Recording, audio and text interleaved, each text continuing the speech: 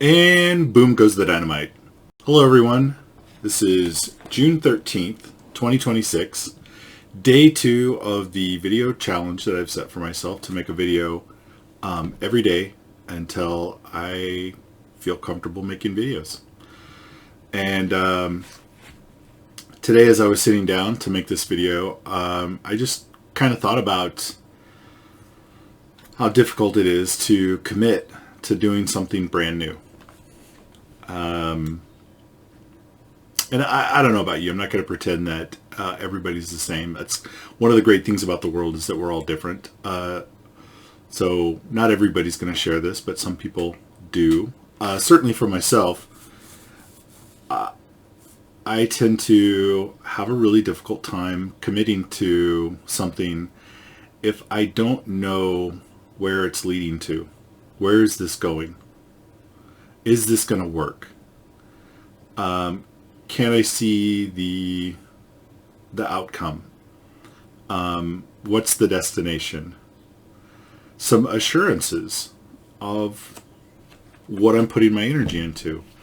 And as I was thinking about that, I thought, it suddenly struck me how odd it was that I am so resistant, so hesitant to do something new that might be really beneficial for me, when the flip side is true, that I am so ready to commit to actions that I already know are taking me nowhere, right? Because if you don't try something new, the reverse of that is that you're going to keep doing what you've always done, right? You're either going to try something new or you're going to continue to do what you've already done. And I know for a fact that many of the things that I've already done aren't taking me anywhere in life. In fact, I know that they are sort of failures in a way. And yeah, I just thought it was really interesting that, the flip side of the coin of being resistant to committing to something new is that I am very ready to commit to something that I already know does not work. And I just wanted to sit with that for a second and really let that sink in. Wow. Every time, every day that I resist trying something new is me readily committing to a course of action that I already know does not work. Ooh. Yeah. Yeah. What? Ooh. Well, that kind of stings, doesn't it?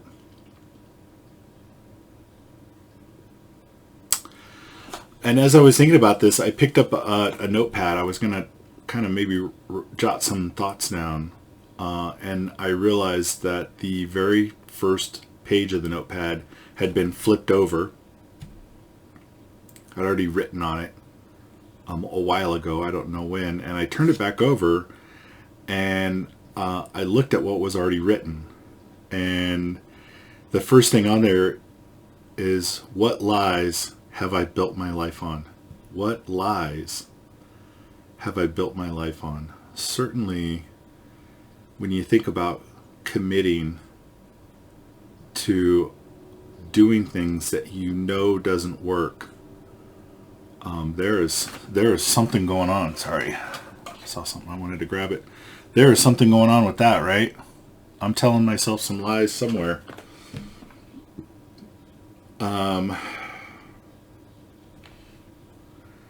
And then the next thing was, what pain am I still addicted to? Right? We don't think about being addicted to pain. But we know enough about the human brain that the human brain craves consistency even if it's painful. So what pain am I still addicted to? And then the next thing was, what would I lose if I heal. And I'm going to put /change. Heal/change.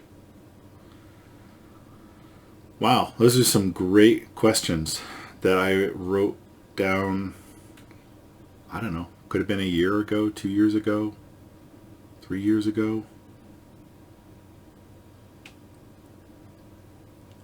And here we are in this video. And boy, are they spot on. What lies have I built my life on? What pain am I still addicted to? What would I lose if I heal? And then it said, I decide. Take action.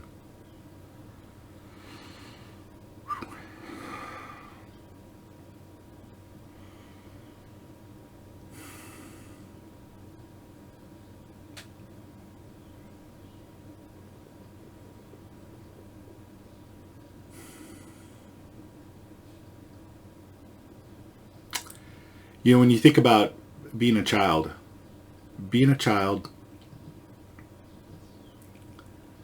we go through so many tower moments in our lives. Every year,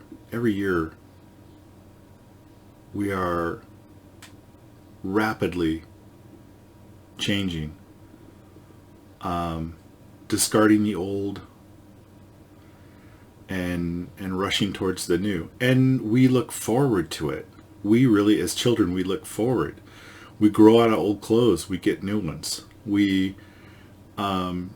change grades. We go from first grade to second grade to third grade. We're looking forward to all of those things.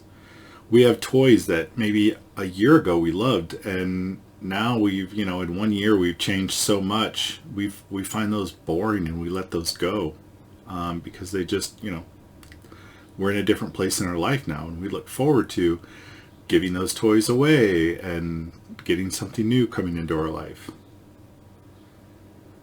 And at what point in our lives do we lose that? Like, when do we lose that? When do we lose that sense of joy in shedding our own skin in that death and rebirth process?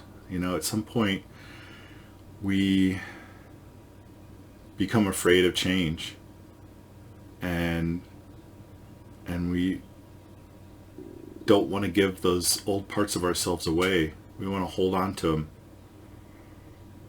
them. Yeah. And how do we get that back? How do we get that sense of excitement and wonder back about letting go of old parts of ourselves and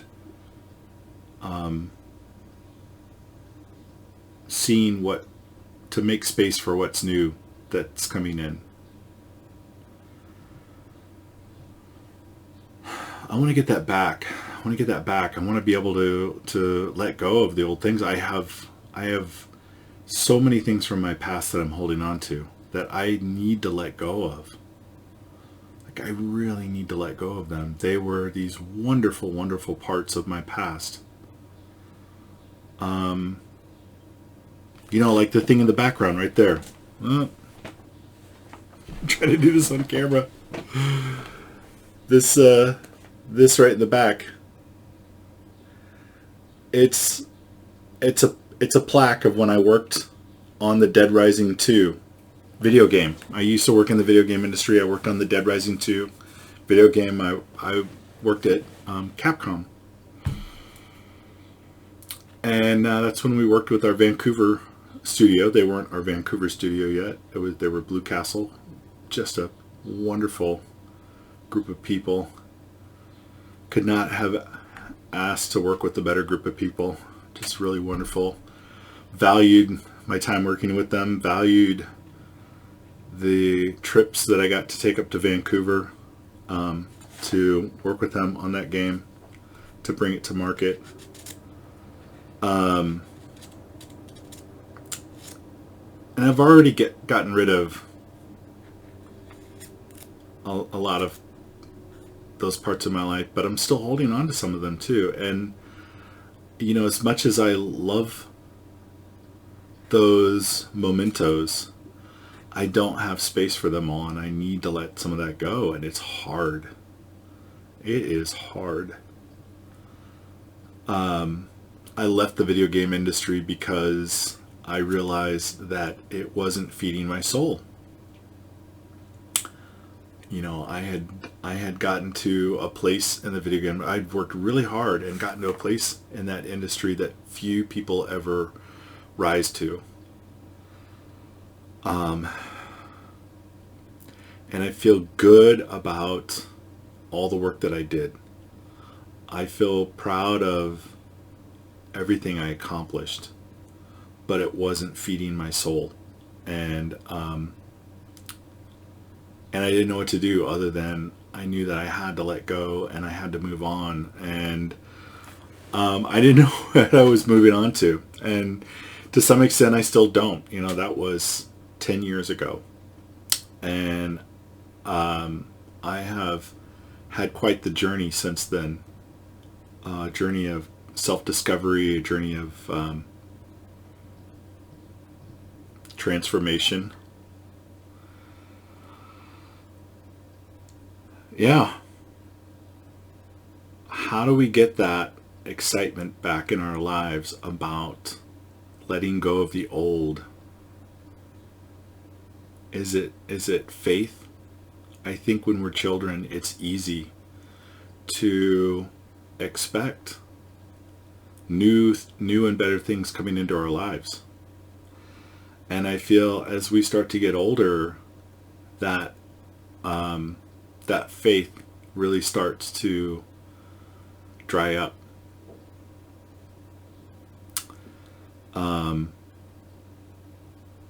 And that's when we start to, you know, it's a lyric from a Rush song where he says, my past has grown faster than my future.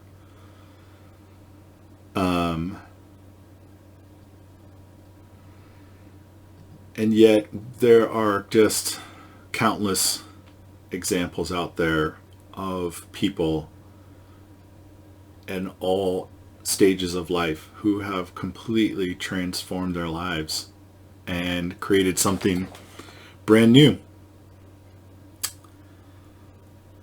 You know, the one that comes to mind is Buckminster Fuller. He's the guy who, I think in his 50s, created, you know, was at this turning point in his life and went into architecture and created the geodesic dome buildings. And he basically, you know, from, I don't know, the age of the late 50s, early 60s, created a completely new life for himself, a completely new career, and was very successful and happy. And he's just one example. There's many others out there. So yeah, committing to the new in order to rediscover the joy of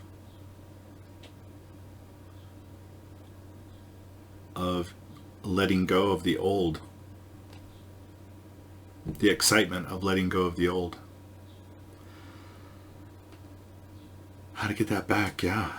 And I think how we get that back is just to really embrace the new. Let go of the old, embrace the new. Take action, doing things that we haven't done before, and pulling on that thread and seeing where it goes. And just having faith that something new and exciting will come of it. Maybe it's not going to be our thing, that new thing for us, but having faith that just by taking those actions, it will lead us to that new thing, whatever that is, wherever it might be. All right, that's where I'm going to leave you today. Have a beautiful day, and I'll see you tomorrow.